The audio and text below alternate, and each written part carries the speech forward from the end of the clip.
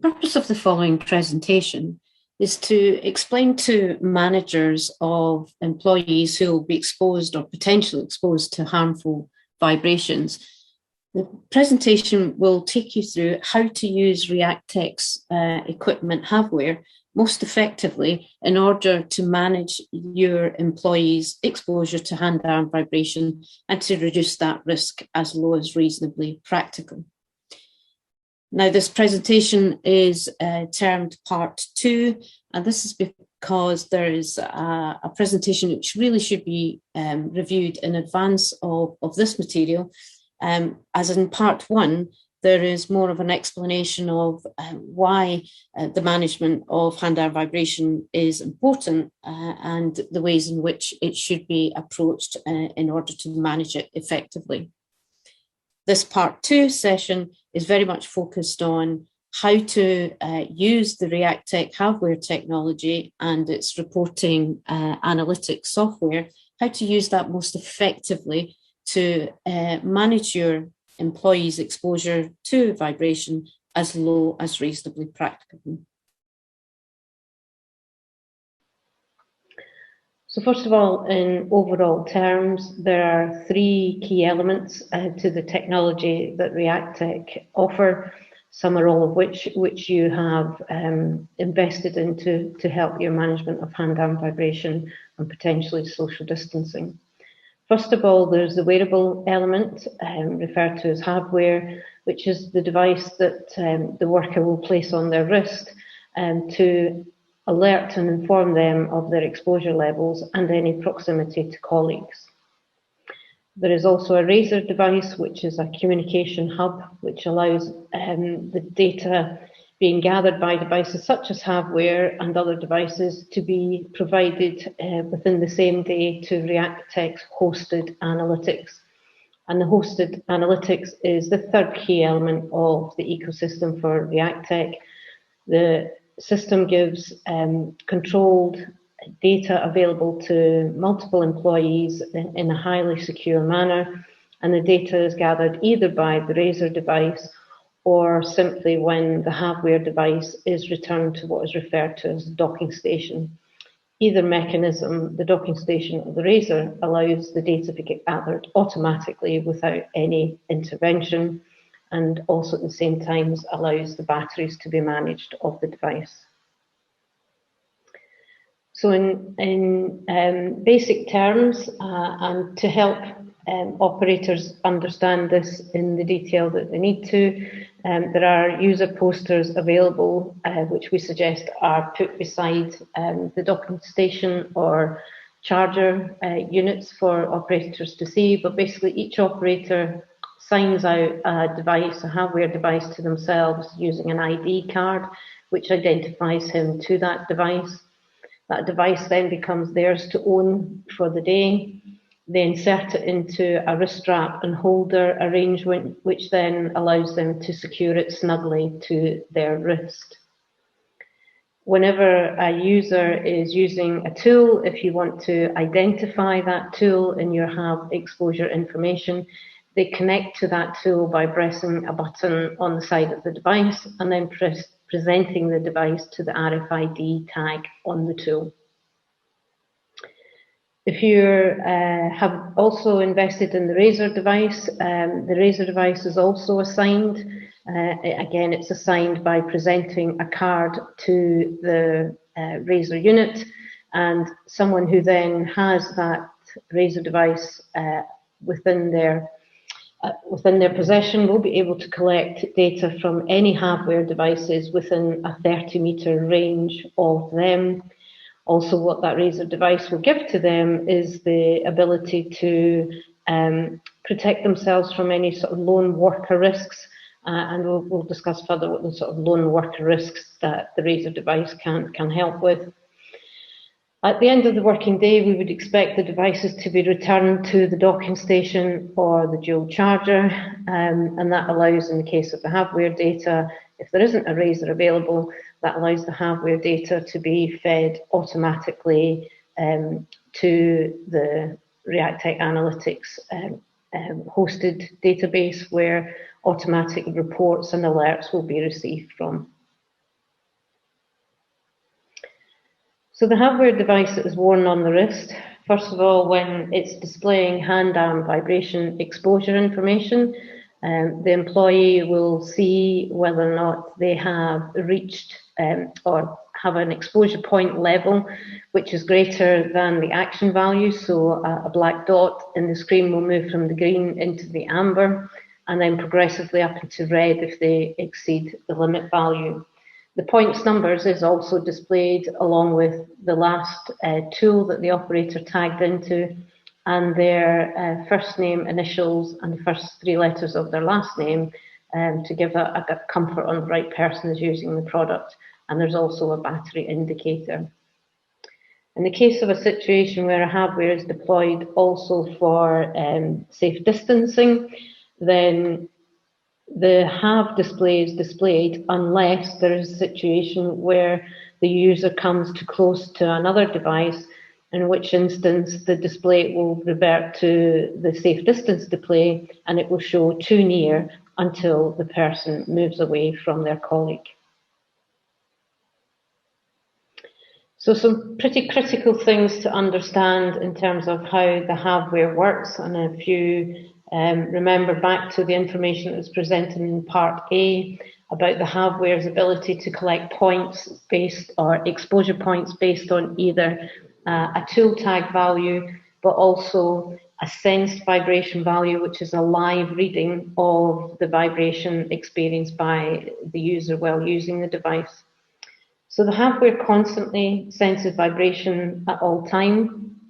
By the nature of the vibration, it will decide that a tool is in use and start to count the trigger time of using that tool. If an operator fails to tag onto a tool after sign out, then the HAVwear will display SEP points. And those points will also be recorded as TEP points, but there will be no tool identity. As soon as one tool is tagged onto, then the display will move to show a T representing that TEP points are being collected. Basically, the trigger time together with the last red vibration from a tool tag is what is used to calculate TEP points. So again, if an operator forgets to tag to the next tool, the TEP points will be based on the last tool that the operator tagged onto. If an operator you feel will be subject to vibrations off the tool, but you do not consider those vibrations to be a source of hand-arm vibration system risk, then an off tag or an off button can be used to ensure that no TEP points are gathered. An off tag is simply a tag programmed with 0 meters per second squared. To switch a device off, you press and hold the button for a period of time. When it beeps, you press it again to recognise that you do want to switch it off. So in the off button, TEP points are not gathered. However, it should be noted that even though a device is switched off for determining TEP points, the SEP point and safe distance will still be detected and gathered as normal. Given that the HAVwear sense vibration will only be recorded if it is a vibration that meets the criterion of being harmful to someone, and therefore that's why SEP is never switched off. Fundamentally, there's a company-wide setting within the analytics, and that allows you to determine if at any time the operator, at all times rather, what the operator sees on his screen is either TEP or SEP points. And equally well, the data presented to normal report users will be one or the other. So that's a company-wide decision that you can take. And Reactec basically would recommend that you do that after a period of understanding the value that you see in your SEP data and its suitability to the type of tools that you're using. The benefits of Reactec's live SEP data or sense vibration is to identify the variables that apply in real life that mean that a tool's vibration level may differ from that which you would normally expect. So one of the biggest contributors to this is an operator's ability to use a tool properly.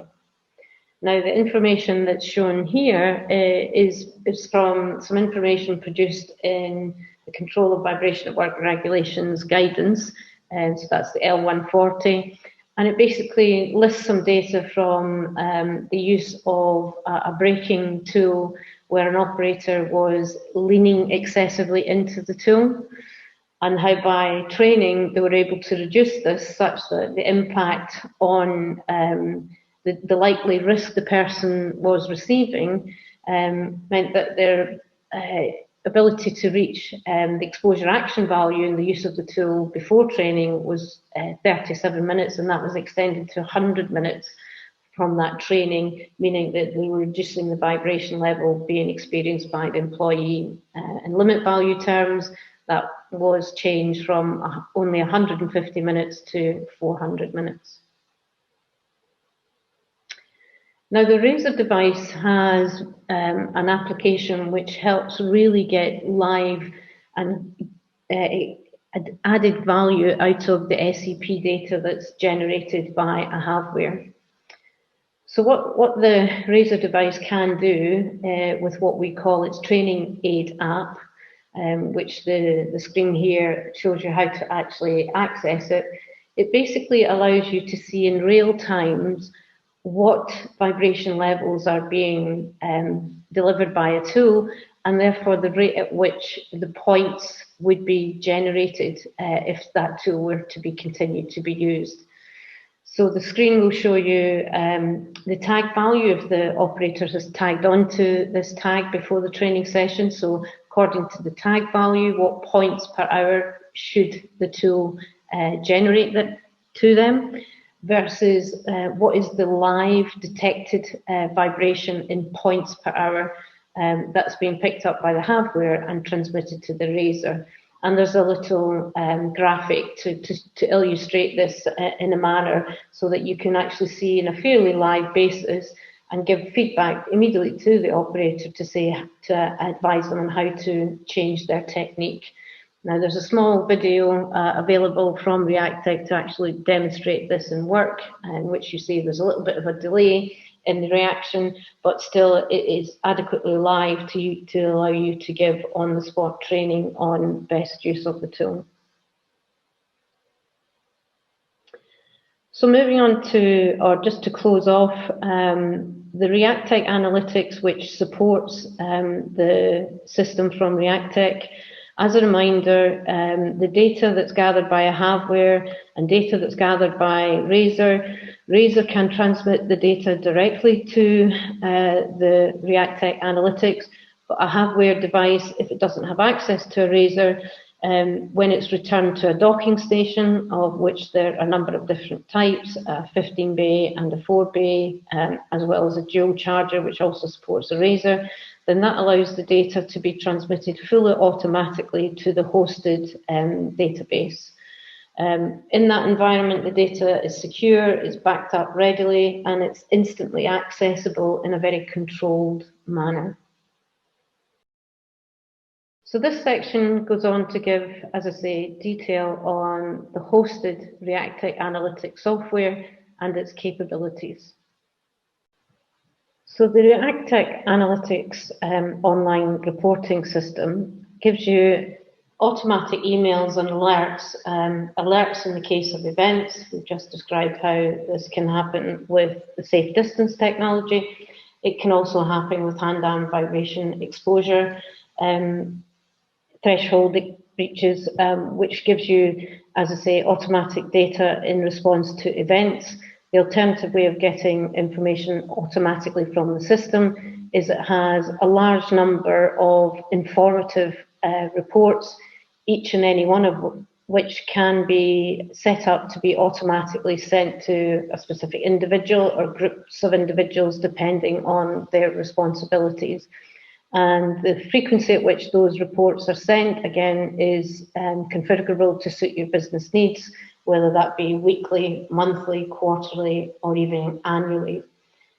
So it's a host of different reports which can give you a sort of dashboard analysis of performance down into granular detail of the type of of data in terms of informing who are your highest risk employees, or what are the tools which are driving your highest risks, which allows you to prioritise your activities in terms of reducing the risk to individuals and designing and managing your controls and interventions. The sort of data is, in terms of hand-arm vibration, allows you to look at alternative work methods, your equipment selection, even your maintenance and purchasing policy, as you can track the service records of your tools. Based on how the employees' data is analysed, you can then look at how to change work schedules, again with the view to reducing your risks. So getting started with the Reactec analytics, again there's a series of specific videos that can allow your administrators to become familiar with the detail of using the system. But fundamentally, Reactec will set up an initial administrator to receive a welcome email, and this is how we ensure the strict GDPR compliance controls of the access for Reactec. The first administrator would then be responsible for setting up the chain of creation of users. There are a number of different types of users available in the system: enterprise administrators, group administrators, and then simple report users. The following slide will show you what the data structure means in terms of the enterprise and group. And in addition, for any particular user, you can allow them to have access to SEP data or not. This is a terminology which is called smart users, but any user, you can choose to say whether or not they should have access to both the TEP data and the SEP data. So in terms of data structure within the Reactec analytics, at the very top level, and something we only recommend for particularly large organisations, we have an enterprise level. The enterprise level can then oversee a number of different companies. Within the company level, you can further break your data down into regions and divisions to your ultimate smallest element is a data group. So referring to the previous page, a group administrator is responsible for analysing only a data group.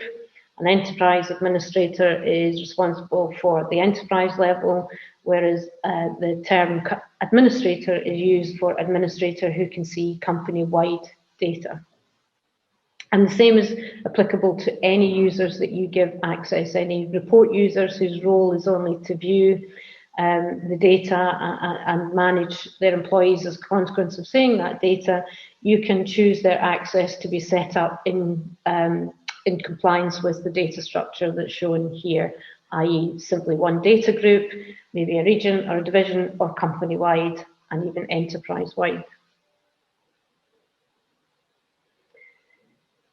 So the ultimate aim for Reactec in terms of the way this ecosystem has been developed is to use that Reactec analytics, if you like, as the core and central point of managing all of your connected workers' needs. So all of the employees that you're gathering data on, you can consider them as being connected to you as an employer by use of the Reactec analytics. So in that sense, we have the HAVwear, which is bringing to you hand-arm vibration detection and also proximity detection data. You have a RASOR device, which can support lone workers in the way of panics, slip, trips and falls, man down, and also an ability to do check-in, check-out. And in addition to that, what Reactec are also able to do is to bring together a number of other potential devices to be bringing data into that same ecosystem. So they already have the ability to work with Cirrus DOS badges, Pambry noise badges, and also a Pambry dust device, and are in active discussions with Leica on cable detection. As mentioned earlier, the RASOR device in this ecosystem brings live data to the capabilities of the Reactec system. So by example of that, Within the Reactec analytics, in the drop-down box for dashboards, there's a live dashboard. So if you had RASOR devices deployed, you would be able to see operators who are out in the field being exposed to hand-arm vibration. So there's a scrolling list of all operators with a visual indicator of whether or not they are below the action value, above the action value, or exceeding the limit value. And very similar data is available if you're deploying noise devices from either Cirrus or Pambury. The social distancing data that's gathered by the HAVwear is also available in the screenshot. And then there's a summary slide on any active alarms. And active alarms can be those that are generated by a hand-arm vibration. So an ELV on hand-arm vibration is considered a limit. An ELV in noise is considered an alarm, as is a sustained social distancing breach, or any of the lone worker detections such as man down, panic, or failure to check in. With the RASOR live data, also you receive information on the location that data was gathered, which allows you to see remotely from your employees exactly where they are deployed at any particular time, as well as their exposure levels. And finally, in terms of the analytics and their capabilities, as we've mentioned, there are extended abilities to have automatic reporting of data. What the system also gives you is an ability to record your actions that you've taken as a consequence of that data. So that might be in the way of control measures, which you can then track against your exposure performance, or intervention logs and reports where you're simply taking a record of specific actions at a specific time because of particular information that you've viewed, and that can be hand-arm vibration exposure, but also social distancing detections. So in summary, I'd like to highlight the key benefits that we believe you will see from your investment in Reactec technology. First of all, we believe the technology will help you to meet your requirements under the regulations, but also guidance from HSE. But most importantly, we believe this will allow you to prioritise and be more effective in the development of the controls that you will need to reduce the risk as low as reasonably practical, and evidence that in a way that complies with the HSE. The data and the technology that we use will also be able to be used in the defence of civil litigation claims. There is precedence for it being used to that effect. And in particular, the fact that the data is robust and tamper-proof and auditable, while also being compliant to GDPR requirements, again, can make such activities also simple and easy to do. And finally, and perhaps most importantly, we believe that by using our technology, it's turning assessments of risk into something that is personal rather than generic to tasks. And in this way, it will help you to be able to ensure that your individuals are not at any increased risk from developing a very debilitating disease in the way of hand-arm vibration syndrome. And also in the work of the RASOR device and the potential to bring additional health risk sensor data into a single environment, allows you to think about consolidating all your knowledge of your employees' risk when they go about their work. I thank you for your attention.